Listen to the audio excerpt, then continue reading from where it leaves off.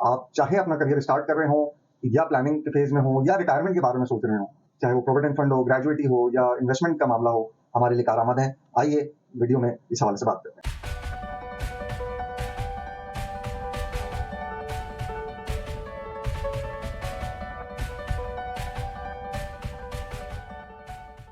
अस्सलाम वालेकुम व्यूअर्स, क्या हाल है? खैरियत से? मैं आपको अपने चैनल और एक वीडियो में दोबारा खुशामदीद करता हूं। दोस्तों, आज की वीडियो हमारी बहुत ही इम्पोर्टेंट, सुपर इम्पोर्टेंट है हमारे फाइनेंशियल फ्यूचर के हवाले से। आज हम बात करेंगे प्रोविडेंट फंड, सेविंग्स की, ग्रेजुइटी बेनिफिट्स की और पर्सनल इन्वेस्टमेंट्स की।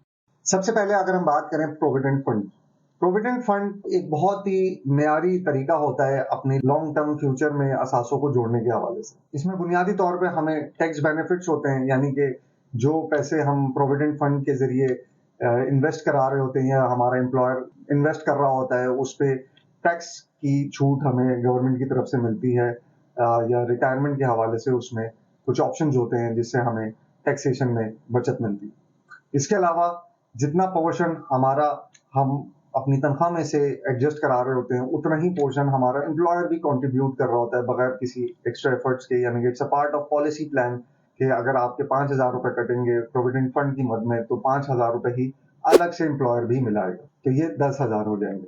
इसी तरह थर्डली, इसमें जो कंपाउंडिंग का रेट ऑफ रिटर्न होता है वक्त के साथ, अगर आपने इसको इन्वेस्टमेंट में भी प्लेस किया हुआ होता है, यानी कि आपके प्रोविडेंट फंड में से 5,000 रुपए कटे, एम्प्लॉयर ने 5,000 अपने मिलाए और इस 10,000 रुपए को लेके आपने किसी कंपाउंडिंग रेट ऑफ रिटर्न वाली स्कीम में इन्वेस्ट कर दिए, तो ये ओवर टाइम आपकी जो वैल्यू है बहुत एक्सपोनेंशियली ग्रो कर जाती है। तो इसका मतलब यह हुआ कि अगर आप प्रोविडेंट फंड को रेगुलरली कंट्रीब्यूट कर रहे हैं उसकी सेविंग में, तो ये आपके लिए फ्यूचर में एक बहुत अच्छी फाउंडेशन पैदा करता है असासों की मद में।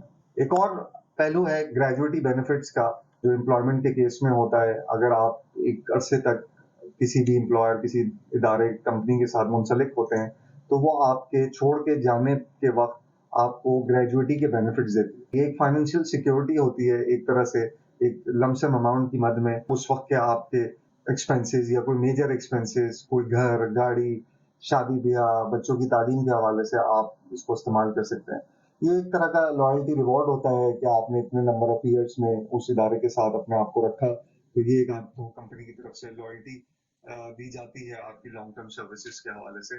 और लास्टली रिटायरमेंट क्वेश्चन इसमें आपके पास होता है कि ये आपको इतना असासा देती है बना के कि जब आप एग्जिट हो रहे होते हैं अपनी उस जॉब की या वर्किंग प्रोफाइल से, तो आपको फाइनेंशियल स्ट्रेस नहीं होता कंपैरेटिवली उन लोगों के जिनके पास ये ग्रेजुइटी की बेनिफिट्स नहीं होते, और फिर आप इस पैसे को अपनी मर्जी से जैसे चाहे इस्तेमाल कर सकते हैं। हाँ, इसके लिए ज़रूरी है कि आप जिस इदारे के साथ मुंसलिक हैं, उसकी अपनी ग्रेजुइटी और प्रोविडेंट फंड के हवाले से क्या पॉलिसीज़ हैं एम्प्लॉइज़ के लिए, वो जाँचना, समझना ज़रूरी है।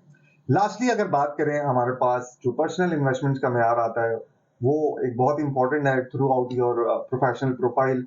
आप अपने असासों को किस तरह से डाइवर्सिफाई कर सकते हैं लॉन्ग टर्म बेनिफिट्स लेने के लिए, और आप अपनी आमदनी में से क्या हिस्सा बचा के उसको अपने बेहतर मुस्तकबिल के, बच्चों के हवाले से, फैमिली के हवाले से इन्वेस्ट करते हैं, ये बड़ा मैटर करता है। इसमें आपके पास जो फीचरिंग होती है वो एक हायर रिटर्न का पोटेंशियल होता है कि आप एक यूजुअल पैटर्न में कुछ पैसा बचाते हैं और उसको मजीद स्टॉक्स, म्यूचुअल फंड्स और मुख्तलिफ एवेन्यूज में इन्वेस्ट करते हैं, उसका एक वक्त के साथ का रिटर्न होता है। इससे आपको इन्फ्लेशन की एक प्रोटेक्शन मिलती है कि आप के वक्त के साथ जो पैसा डी वैल्यू हो रहा है, आप चाहे जिस मुल्क में भी हों, जिस शोबे से भी ताल्लुक रखते हों, आपकी वो इन्वेस्टमेंट जो इवेंचुअली ग्रो हो रही है, वो कहीं ना कहीं आपको इन्फ्लेशन के पार्ट पे एट पार ले आती है।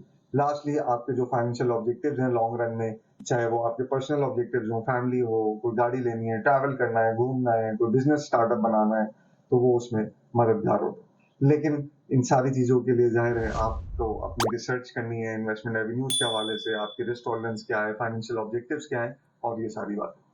अगर हम इस सारी बातों को कंक्लूड करें, सम अप करें, कि प्रोविडेंट फंड जो है हमें एक सेफ और टैक्स एफिशिएंट वे देता है पोस्ट जॉब प्रोफाइल के, यानी कि रिटायरमेंट के हवाले से। इसी तरह ग्रेजुइटी बेनिफिट्स जो होते हैं वो एक एडिशनल फाइनेंशियल सिक्योरिटी होती है जो भी हमने सर्विस परफॉर्म की है उसके ज़मरे में। और पर्सनल इन्वेस्टमेंट्स वही चीज़ है जो हमने खुद की है अपनी वेल्थ को बचा के, अपनी वेल्थ को बढ़ाने के लिए, अपने लॉन्ग टर्म फाइनेंशियल गोल्स को अचीव करने के लिए। तो देर किस बात की, प्लान करें, एक्ट करें और अर्न करें। उम्मीद करता हूँ आपको ये बात वीडियो समझ में आई होगी। अपने कमेंट से हमें आगाह कीजिएगा, इसको शेयर और लाइक करना ना भूलें। मुझे इजाजत दीजिए, इंशाल्लाह अगली वीडियो में फिर हाजिर होंगे। अल्लाह हाफिज़।